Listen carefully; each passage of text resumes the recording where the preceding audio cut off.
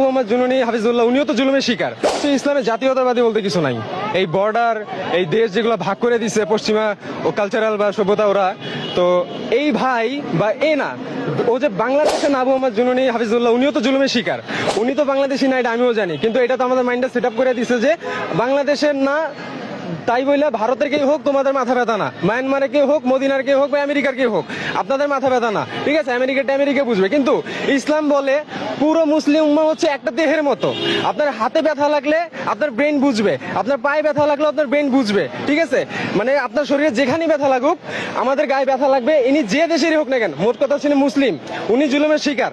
উনি বাংলাদেশে না, উনি মদিনা ইউনিভার্সিটির প্রফেসর ছিল সাবেক, আসছে বাংলাদেশে সামান্য চিকিৎসার জন্য। উনি রোহিঙ্গাদের যে জুলুম হইতেছে, বৈদ্যরা বিশেষ করে আরেকান আর্মিরা যে গণহত্যা চালাইতেছে, রোহিঙ্গা মুসলিমদের যে হত্যা করতেছে, গুম করতেছে, খুন করতেছে, ধর্ষণ করতেছে, জানেন আপনারা।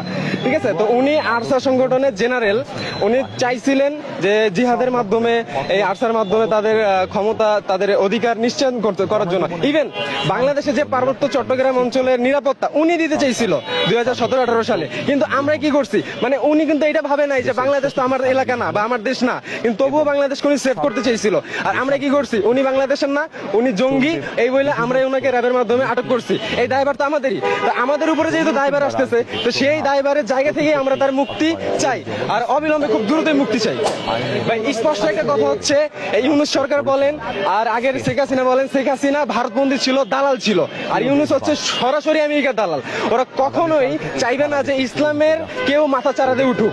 ঠিক আছে, তো উনি যেহেতু ইসলামের জন্য লড়াই করতেছে, ইউনূস, আপনারা অনেকে বলতেছেন যে ভালো, ইউনূস সরকার ভালো করতেছে, শেখ হাসিনাকে সরায় তার আগে আমরা আনছি, কিন্তু এটা অনেকে জানে না যে ইউনূস তার চাইতে বেশি ক্ষতিকর। হ্যাঁ, শেখ হাসিনা ক্ষতিকর ছিল, কিন্তু ইউনূস তার চাইতে ডাবল ক্ষতিকর। ভাই শিক্ষিতরা যখন চুরি করে, আমরা সাধারণ